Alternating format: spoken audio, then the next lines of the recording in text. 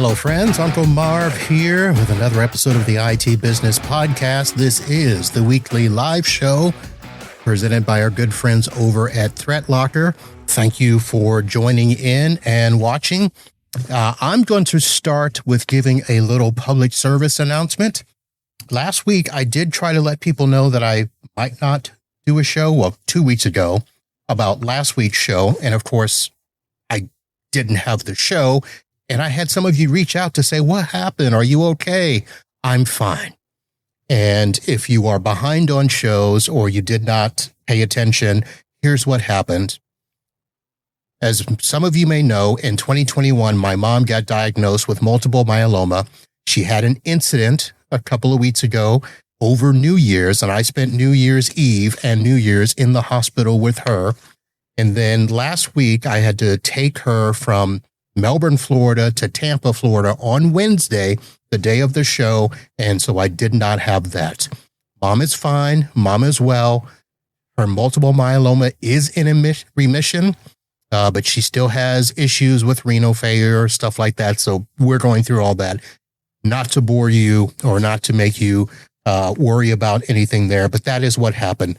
But I am back, and we will be here as long as there's no family emergency. There will be a show next week as well. I already know that there will not be a show in the middle of February, as I will be in Orlando from one of our many tech conferences. I will update you on that a little bit later. So with that in mind, let us go ahead and get started with tonight's show.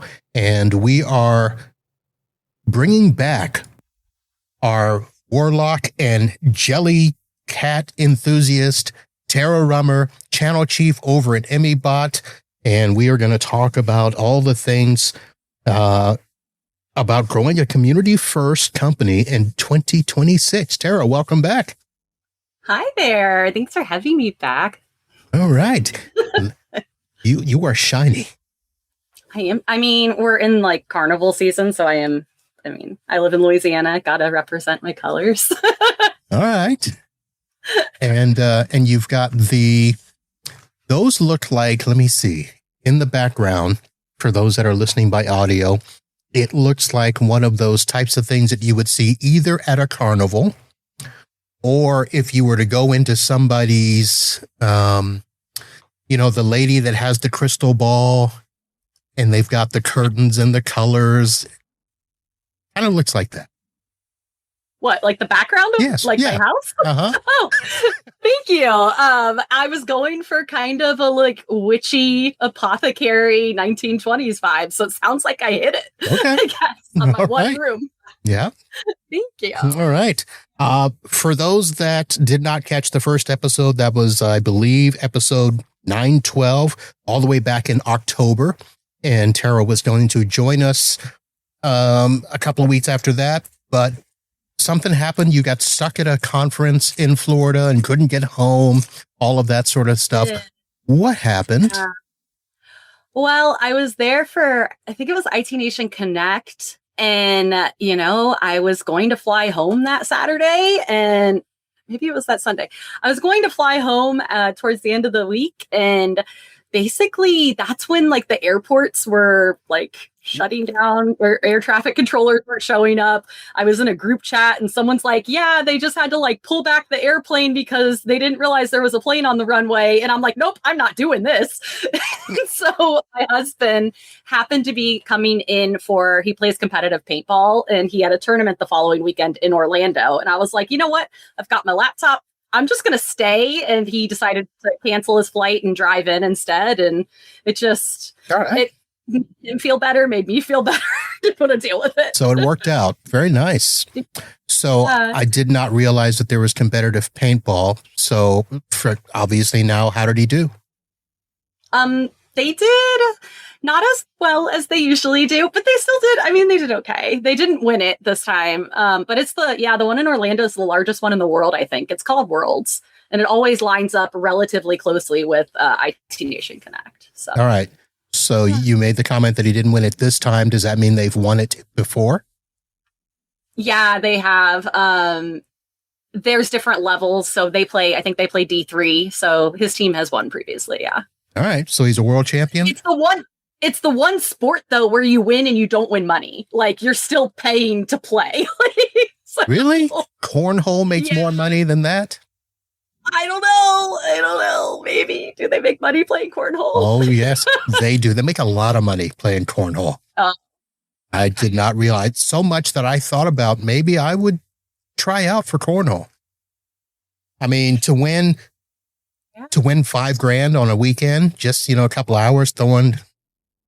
And that's not even first place. Some of these first place prizes are like $25,000. Okay, that's insane. Yes. My husband gets the money to pay for his paint back. He's done good that day. It's a very expensive hobby. Wow.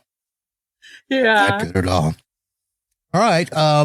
So that first episode, we talked about a lot of things.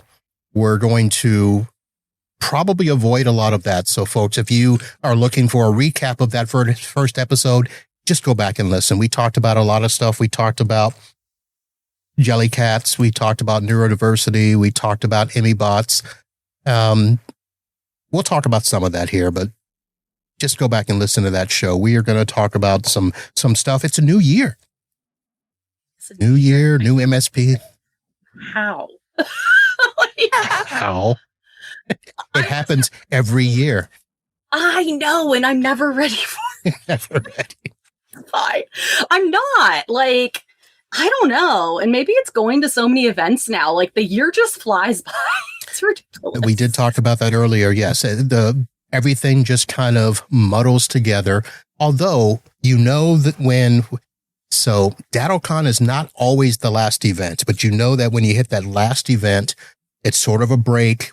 You can watch, college football championships, the NCAA stuff is there, the NFL playoffs begin. I don't know if you're into football or not. Your team stunk this year, so maybe not. Let's just not talk about it. All of my teams didn't do great. All right. All right. Gonna move on. Okay. Well, with that, let's go ahead and do a break here first. I'm going to get the announcement of our sponsor out of the way, and then we can get right into our topic. So we'll be right back after this. Tonight's live stream is brought to you by ThreatLocker, the zero trust security platform designed for today's MSPs. Forget hoping your antivirus catches the bad stuff. ThreatLocker flips the script with a deny by default, allow by exception model, meaning only the apps and scripts you trust are allowed to run. With powerful tools like application allow listing, ring fencing, storage and network controls, privilege elevation, and built-in EDR and MDR, ThreatLocker gives you true preventative security, all from one easy-to-manage console. And they're not stopping there. ThreatLocker keeps raising the bar with integrated patch management, web control, Microsoft 365 Cloud Control, plus the new user store and insights, helping you simplify your stack while tightening security across every client. So if you're ready to make zero trust your competitive advantage, check out the link in the show notes. Protect more and manage less with ThreatLocker. Okay. So let's do what just about everybody in the world does. You had mentioned that you were excited for 2026. Yeah. So I'm going to say, tell me why. What's on the roadmap? Why are you so excited?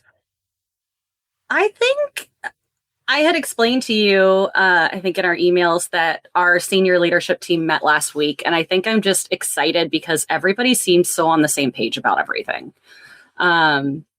It's nice when that happens because, I mean, let's be honest, it doesn't happen that often. Sometimes some of us are way over here. But we went in there and everybody seemed to kind of understand the direction we wanted to go in. And it just, I guess I felt reinvigorated afterwards. And it's really funny because we started it with hugs and we ended it with hugs. And then one of the guys was like, we need to do this more often. Like, we meet monthly, but like the in-person, like getting together the leadership team, it's just, I don't know. There's something about being in a room with people who you vibe with and coming up with ideas and plans. And and then executing them. It feels good. I don't know. Now, was this something you did at the end of 2025 or did you do it at the beginning of 2026? No, so we did it at the beginning of 2026. And I think we're going to continue with that because typically it was at the end of the year. But in talking to the whole leadership team, we all came in after speaking to our own departments. And it just, I mean, with the holidays and stuff, it's just always crazy trying to get together in like between October really and December. So yeah, January, I think, is what we're going to keep doing. So it's like our senior leadership kickoff, I guess, instead of annual planning. I don't know. Okay.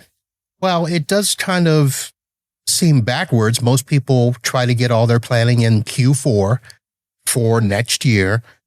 I like it. I like, starting, that first week in January saying, okay, it's here. The last year's behind us. Let's actually plan. And it's interesting because after the break, that's kind of when you already feel that invigoration, right?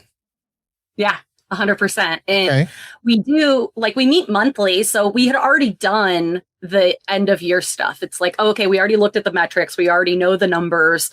So now everybody go back before we meet next month and come up with what you guys want to see for 2026. And so I think it's great. Yeah. All right. So without getting too into the weeds, what types of things do you guys do at a kickoff?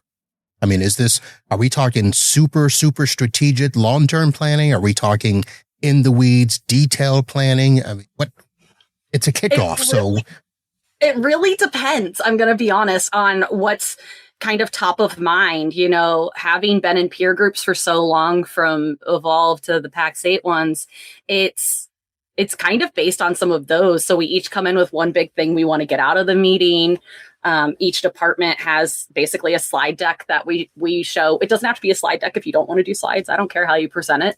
And yeah, we can get in the weeds though. We definitely, AI came up because Darren's like, we've got to talk about it. And we got very in the weeds on it. And it went way longer than we anticipated. Okay. Let me ask how. I mean, yes, AI is going to come up. We can't avoid it, but how deep did you go? And was it annoying at any point? So to the point where Darren was up, we were in the MSPs main office in the conference room, and he's on a whiteboard, drawing out diagrams of how he sees AI working in conjunction with ImmyBot. And I was like, okay.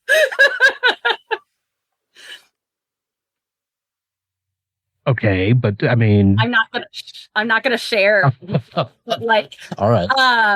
I mean, there was a lot of debating, right? Because the boys are so deep in the technical, because they are all incredibly technical. Even our project manager used to be a developer, right? So he's super technical. Right. So they love getting in the weeds. The guy who's over our marketing and Ducks department is a developer. So they love to do that. And so there was a lot of debating because I brought up that there's a little AI fatigue that we talk about a lot. Is there's so many AI companies kind of popping up. And it's like, okay, if we're going to build something into Immy that is AI related, it has to be intentional, and it has to make the customer experience, the client experience, the partner experience, whatever you want to call it, it has to improve it vastly. Right? Yes. We don't just want to slap it in there and be like, oh, we have AI now. But okay, so that was kind of where I was going to direct the question is, do you need AI? Because that's where I kind of draw the line sometimes with some people. It's like, not everything needs AI. So the debate unfolded actually into me asking the question of, if we build the AI in how it was proposed, if we're getting rid of critical thinking. And that's the conversation. That's really where it spun off. And I think there's a fine line between making things easier for people and then just doing the work for them and not giving them the ability to do anything themselves. Right. So I'm still on the fence about it, but I like the ideas they brought. They did get pushback, though, a lot of it. Okay. Because with Immy, there's a part of me that thinks that maybe it's not AI, but just better automation, right? Yeah, it could be something as simple as that. But what Darren wants to focus on in 2026 for himself, the founder of Immy, is our developer experience. And so some of the stuff he was writing on there was really helping with, PRs and helping free up our senior level devs. And I was like, that is the best use of AI for what we do, is freeing up our current team to do better and more. So I like that. And anything we would build would be built for us first, because we are big on drinking our own champagne. So we don't want anything customer facing in the near future.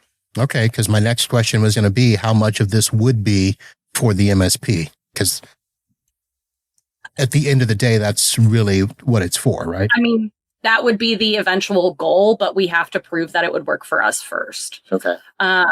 Yeah, and I like that his goal for the year is to focus on our dev experience, because I think that I don't work at larger companies, but I've seen people jump from company to company because of some of the things that kind of hold them back from getting red tape or whatever, from getting things done. So I have high hopes in it. And a big thing is keeping our staff happy. So if it makes their life easier, it's good with me. Yeah.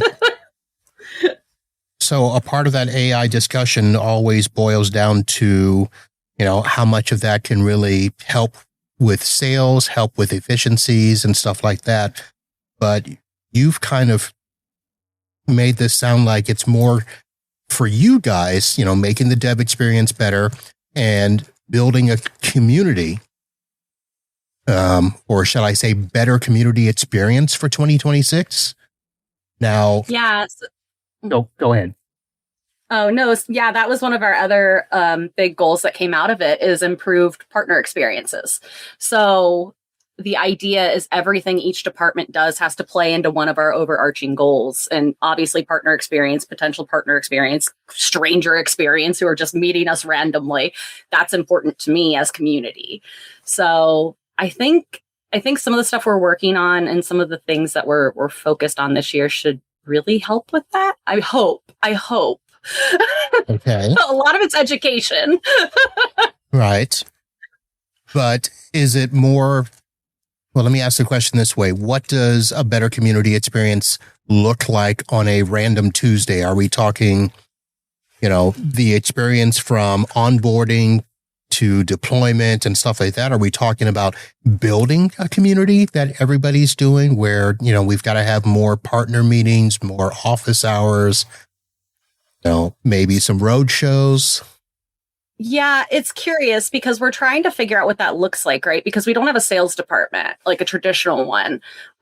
We have we're community-led growth. And so we're trying to figure out this balancing act of how do we keep everybody super engaged and super involved while still having a small team, right? Like our community team is 2 people right now, and we're going to hire we've got a third coming on in about 2 months, but there's some other things that we know we probably need to do a little better at, right? Like the account management stuff. And when I have previously interacted with account managers, I tend to be like, somebody tries to upsell me on something or whatever, right? But we're trying to rethink that whole process, because that's not customer success, in my opinion. Like that's business success. That's sales. The second you put like a sales metric on a community or a retention role, you've kind of gotten rid of that community role, in my opinion. And that's where I see a lot of people have a problem with this. And I have told you, I might put my foot in my mouth a lot tonight. So listen, I'm trying to ask you questions in a proper format so that you don't, because I don't want you blaming me afterwards. Well, it's fine. But you're right. Balancing the sales, because we know everybody needs sales. That is probably one of the things over the last 3-4 years that has driven a stake in a lot of people's illusion of community in this, place where vendors, I'm not going to say that they've, turn their back or whatever, but we know that decisions are made because of money, but yet they still try to cloak it in community, right? So you guys are at a point where this is year 6 for you, technically, and you've gone through, a lot of growth. You're probably at that phase where, the honeymoon stage is over. You now have got to figure out how to keep this growing, keep it robust, and, get through the puberty years, I guess, to where, you've got to grow up as a real company now, right? Our angsty teenage years. That's where we're at. Like roughly 15 years old again. Yeah. I mean, I think that's what it is, but we also don't want to lose what's important to us. Right. And so we would be naive not to talk about investors last week, because people, they found my personal cell phone number at this point. When they hear that we have over 1,000 clients without having a sales department, they're like, how? Yeah. How? And I'm like, we're trying to do good things and just do good things for people. And I think that's when I say it's a community driven instead of like a sales or revenue driven mindset. It's in changing your thinking, because we're not having conversations in those rooms. And when I wrote everyone's one big thing on the board, none of it had to do with more revenue. None of it had to do with any of that. It was, how do we help people more and how do we enable people more? That's what everyone's boiled down to. And it was just like, okay, let's focus on this. And then we spent an entire day actually of the meeting talking about problems MSPs have and dissecting different problems. We were sitting inside an MSP. Where's a better place to ask people what problems they're having? And how can we help them further? Right. So I think, it's some of that holding on to what's valuable to us and our own core values and why we do the things we do, but still going through the angsty teenage years of, we don't know what we don't know, and we're trying to figure it out. But we've never followed someone else's roadmap. So I kind of feel like we're reinventing a wheel here or inventing a wheel. Well, listen, a lot of companies have been where you are, that have come on the scene with a product that is absolutely helping. And, those investors, those, VC companies are watching, and they're going to probably try to walk up to you and say, look, you had a good thing for a while, but let us take you to the next step. So I hear what you're saying about holding on, but it's almost like you've got to protect, right? Yeah. Is that a better word? I think that's probably a better word. Yeah. I had never thought about it that way, but when we kept talking about potential investment and stuff, we tried to have a very diplomatic conversation about it, I would say. But it was just, this is another, we don't know what we don't know sort of thing, right? So it's, they're hanging around, and it's like, we know our goals, like we know our long-term goals. And it's like, do we need this right now to hit the 10 to 15 year goal? If the answer is no, why are we entertaining it? Sort of thing. So.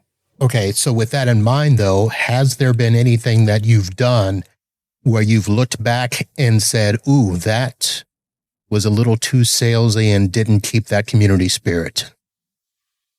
I'm sure there has been. I would say there's actually been almost the opposite one time. Okay. Yeah. So having been in the peer groups and attending them over here and speaking to peer groups as like an SME, I don't talk about ImmyBot. I talk about running an MSP. Right. I talk about the struggles of an MSP. And when I presented to the Australian peer groups for Evolve, I told them in the last 3 minutes of what ImmyBot did. And every person that responded to the survey said, I wish you had pitched more. And I was like, what? Like, I've had it beaten to my head not to pitch. So, whoops. But I'm learning, right? But you're one of the few that doesn't. And I listen, here's what I'll do. Let me take a moment and tell you my experience. So last week I was at a conference, but it was a non-tech conference. Mm-hmm. It was a podcast conference. And at that conference, I felt a lot of the same things that I felt at tech conferences, where I'm sitting in the sessions and I'm listening to what I thought was going to be a great topic based on the title. And it ended up being a pitch. And I think a lot of vendors get into that rut where they think they're educating, but they're really just pitching and it's somebody's going to email me, I know, but it's based in like, oh, here's what you should be doing as an MSP. Here's how you can grow. Here's how you can raise revenue.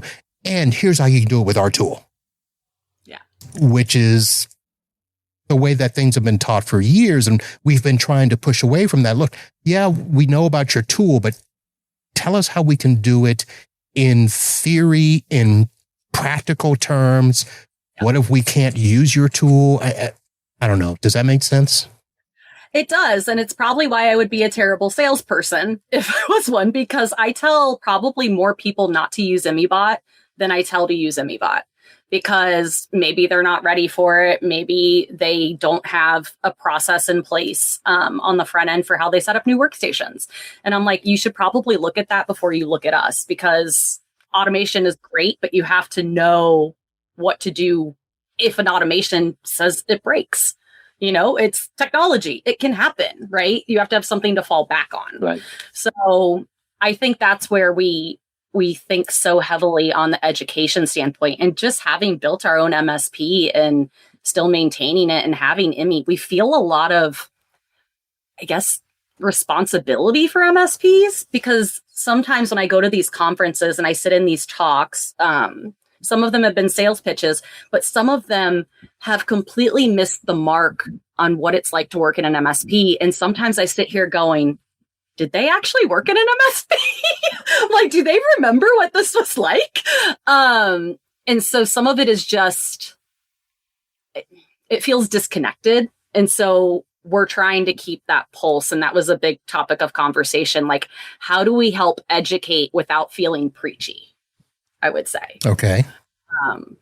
Or if somebody got lucky with their MSP, maybe they were an MSP, but only for, let's say, 1 or 3 years, they got lucky, sold it, and then decided they would teach others how to do that. Okay. That's a hard thing to kind of translate, where you can't teach luck, if that makes sense. No, you can't teach luck. You can't. And it's what I've noticed as well is I lived and died in the MSP by our P&L, by looking at a lot of metrics, by looking at a lot of numbers, by looking at ticket counts, by looking at utilization. And there's conversations I have where I go, oh, okay, you never got in the weeds like that. Like, we were 6 people when I started with our MSP. So I was in there helping them set computers up on a Saturday. Like, it was all hands on deck. There's nothing too good or too or below anybody. And I think that's some of what I see is some people on stages who maybe were a CEO of an MSP or a finance person at an MSP, but don't understand the other side of it. And so it's a relatability factor in some respects, I suppose. Yeah. Oh, I get it. Cause that's when I was hiring techs. I mean, a lot of the stuff I based my decision on was, have you ever stayed up all night trying to fix a server, or a workstation or whatever? Have you ever, back when we were building computers, did you ever pop a power supply? Did you accidentally unplug the whole data center one time? Whoops. Yeah. Because that's the type of tech I wanted working for me. Somebody who's actually done the work. And we had conversations, and the MSP still, like, I've had people ask me, they're like, even at ImmyBot, they're like, do you require a college degree? I'm like, no, we want the kid that's coding in their basement. Like, honestly, I want the kid that's been messing around with computers her whole life, like, or the person who's just willing to learn. I'm happy to teach. Yeah. So. All right. Now that we've gone off the rails a little bit, I'm going to go back and ask this question. Did you guys come up with an idea of what you wanted community to look like for you by the end of 2026? I don't know if we talked so much about that. Okay. But I think because community, I mean, I'm kind of trusted to just run it, in all honesty. Like, I gave my presentation and I was like, all right, any questions? And I was asking questions at the end of everybody's, and nobody had questions. They're like, we're just trying to figure out how we can help you. I was like, it's fine. I'm good. And I was like, either I'm doing something very well or very wrong because no one asks questions. But I think for me, I want the community, I want to see ImmyBot be a place where people come before they even automate anything, if that makes sense. And I want to see our growth come from our retention, come from our reputation, come from the results that we give and the community we've built. So a big thing that I think about community is we've made our community calls that are ImmyBot client-focused community calls. Oh, well, thank you. We've made them open. Like last time we had one, we had vendors on, like just different people on. And I think that's important, is the creating space for people to just come together and talk. So I'd like to see more of that. And then when we're pretty involved in MSP Geek, so we haven't built our own Discord server or community there, like our own, because you have to maintain it, and we're still a small team. And you and I talked about it. There's so many communities. It's like, why aren't we just involved in these other ones? But seeing people enable other MSPs and other IT people in MSP Geek is one of my favorite things. And I hope to see that continue. So we're talking about additional ways to do that.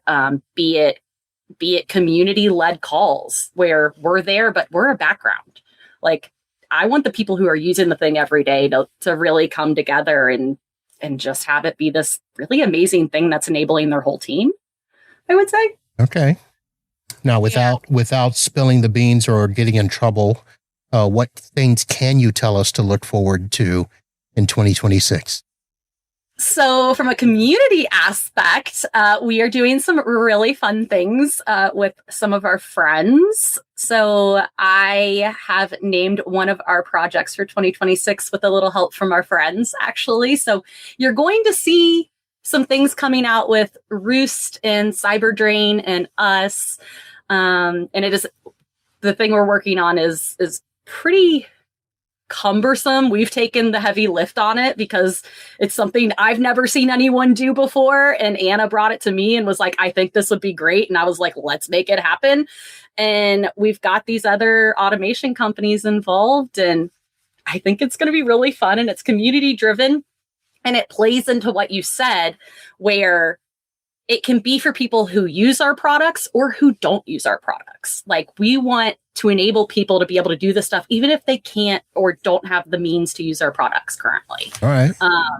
Yeah. Are we talking about a collaboration product wise? Are we talking about a virtual event? Are we talking about an in-person event where you need me to come and do a show at? Are we... It's not going to be in person. I can tell you that. Just because there's too many conferences already. And trying to plan an in-person something around this, it doesn't make sense to have it be a full-blown its own event. Like, you could tack it onto another event, but it's also something a little longer running. I'll say that. All right. Yeah. So I'm excited about that. And we've got some other things kind of in the works with. We picked about 4 to 5 companies. We're going to be doing Huntress Road shows. We tried to pick people to collaborate with that really like fit our values and our vibe. So yeah, those are coming too. All right. And what about you personally? What about me? What are you going to do? What am I going to do? Yeah, those are all, you've talked about company goals and MSP goals and stuff. What about Terra goals? What, are there, I don't make a lot of goals for myself because I don't do New Year's resolutions. I never stick to them. So I'm just trying to be better than I was yesterday, probably. So I have started walking my dog a lot and just kind of getting up. One of my dogs passed away 2 weeks ago. Yeah. So yeah, thanks. It was rough. So I've got the other one behind me right now because he's become my little, like, he hovers. I had to make sure he's not under my desk, actually. And he's been like, so I've been taking him on a lot of walks and just kind of hanging out. And he's older too. So trying to spend a lot of time with him. So my husband and I are contemplating taking him on some trips with us this year, trying to stay close. Yeah, just No, nothing big, honestly. I'm really boring when I'm at home. It's so funny because I'm like, woo, super like outgoing. And Yeah, okay. I don't believe that because that room does not look boring. I just redid this room because every wall in my house is a terrible tan color from when we moved in like 10 years ago. So I started painting all the rooms. Really? Okay. So is that let me see, is that a hunter green or a forest green on the back wall there? Depends on the light, I feel. It's a super dark green, but sometimes it looks blue. So I don't really know. Okay. But I love it. In my bathroom in the next room over is super dark navy, like almost black. So maybe that's what I'll do this year. I'll just keep painting my house. All the colors. I was not going to ask about your bathroom color. Hey, I mean, it's fine. Okay. It's navy. There's nothing wrong with that. An open book here. Yes, you are. So, what about you? Do you get to answer that question? What are some of your goals? Let's turn this around. So my first goal was to go to less conferences this year. Are you succeeding? So I am on pace to go to less conferences. Okay. Although I just added one today. Somebody reached out and asked me to go to one. So right now I'm up to 9. So I was trying to keep it at 8 or less. Okay. I feel like if you're doing one a month or less, that's not so bad for how many there are in our industry. Well, I don't do it based on that. I do it based on how much time I can actually spend here in my business and at home. And I've gotten to, listen, I'm getting old. Traveling is not as fun as it used to be. I don't believe that. Really? Sorry. No, I mean, you're young. You'll understand soon. But I will say I've been home for about 2 months almost now, and it has been really nice. Like getting to get back into my routine of going to the gym or cooking for myself. That's the one thing I feel like I miss the most when I'm traveling is just the eating really unhealthy foods all the time. And when I'm home, I don't drink either. Like I'm drinking a ginger ale right now. So it's just a nice little break. But I'm itching to get back on. I can't wait for Write a Boom, and we're doing Zero Trust World and all these other things. All right. So here's the question. So we've been to at least 2 or 3 conferences and not run into each other. I will be at Zero Trust World. Will I see you? I mean, we said we were going to see each other at IT Nation Connect, and we did not. So okay, but here's the difference. I'm not hard to find. I'm in one place the whole time. I'm at a booth. I'm in my booth. I'm at a booth. It's not. I can't get up and wander around and track you. That's true. It depends though, because we usually only take we've never done Zero Trust, to be fair. But I think there's only going to be 2 of us there, and it looks like there's a lot of booth hours. So I'm going to say I'll try. Okay. Just, you got to tell me where your booth is located. Well, I don't know. Last time I was in the cafeteria in the corner. So what we may have to do is last year I did not, I had a very quick swag run. So this year I'll have to talk to them and see if they'll give me time to do an extended swag run. Then I can get by the booth. That sounds good. I think breakfast. No, not. Is it breakfast? Something's in the booth area. Do you not eat? So I usually don't do breakfast. Oh. I usually will get up and check in and take care of client stuff, before I get out and in the booth. And I'm trying to, watch my belly here. So I figure if I don't get up for, breakfast, that's fine. Because I'm always going to eat lunch. The dinners are always heavy. Mm-hmm. I'll drink my 1 beer before going to bed. My 1 beer. I love it. Yeah. I love it. No, it's perfect. Used to be 2, but I don't trust you people. That's fair. I've started this thing when I travel that I don't go out every night. I've broken it a few times, but usually it's one night out, one night in. I'm like, nope, I'm going to sleep tonight. Like, just trying to find a balance because it can run you. Yeah. Ragged. All right. Let's do one last technical question. And let's focus it on ImmyBot. Was there one project that stands out that is an absolute picture perfect description that worked for an MSP that was just, you guys just rave about? Any of those? I mean, to be fair, there's a lot of them. It's not an easy question. So I can say that something that I find probably the most, I don't want to say exciting, but like how can I word this? Hold on. There's been so many. I hate saying it that way, but we have people come up to the booth and they're like, "Oh my God, we love you!" And I'm like, "Oh my God." That's fair. That's fair. When you have something because your product is one of those that could be a game changer.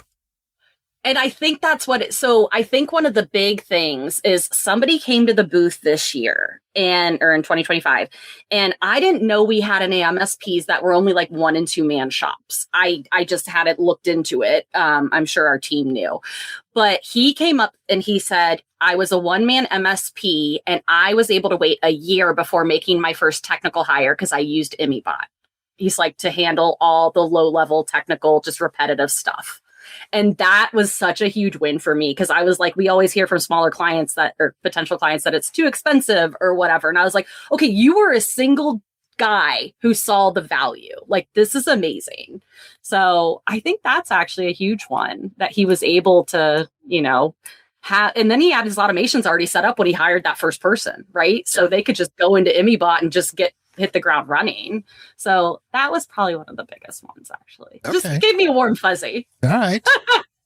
All right. Well, I'll give you some time to think about more as we get ready to end off the show. We will come back, talk about anything else with ImmyBot and some final thoughts. But before we do that, I am continuing the 2026 tradition of the top 10. So we are going to get into it. And there is the logo. And tonight's top 10 is top 10 things IT pros did during the Verizon outage. And that was such a fun event last week. Verizon going out for, I don't know, was it 14 hours it felt like? And so here are the top 10 things IT pros did during that outage. Number 10, they spun up a Microsoft Teams meeting to discuss the outage, but no one could connect. Number 9, they declared, "This is why I have T-Mobile," then regretting everything instantly. Number 8, pinged 8.8.8.8 like it owed them money. I feel like I should mute myself. Number 7, told management, "This is why we need that redundant carrier again." Number 6, got 5 client calls asking if 365 was down. Number 5, told clients, "Let's reboot it anyway out of muscle memory." Number 4, used downtime to finally clean up stale RMM alerts. Number 3, verified with ChatGPT if Verizon was down. ChatGPT said, "Yeah, bro." Number 2, someone yelled, "Is Sonic Wall blocking Verizon?" And the number 1 thing that IT pros did during the Verizon outage, blame DNS, because that's always step 1. It's always DNS. Always DNS. Verizon. That's right. That's funny. So, I like that list. All right. And one last time, I do want to thank some of our vendors, NetAlly, see, test, and fix network issues in seconds. LionGuard, one dashboard of truth for full stack visibility. TrueGrid, truly secure and effective remote access. OneStream, AI-driven UCaaS in one MSP-ready platform. Designer Ready, give your clients white-labeled web and SEO solutions. And of course, if you want to support the show, you can do so by shopping at Amazon. You do that by going to the website, itbusinesspodcast.com. You'll find all our sponsor information, and you'll find the link for Amazon, as well as other podcasts, including the one that Tara was on earlier. So there you have it. All right. I know that I asked you earlier if there was anything that, you could share about your senior retreat and ImmyBot, but any final words, anything you have to announce, anything going on? Nope. We're just really excited for 2026, and we're doing over 30 events, I think. So we're going to see everyone kind of everywhere. Okay. Are you going to all 30? No, but I'm doing at least 20 of them. Okay. So yeah. You mentioned Zero Trust. So that's here in Orlando. Yes. Going to be in Australia a few times for IT Nation Connect ANZ, for Kaseya, I think it's Connect APAC. Don't shoot me if that's wrong.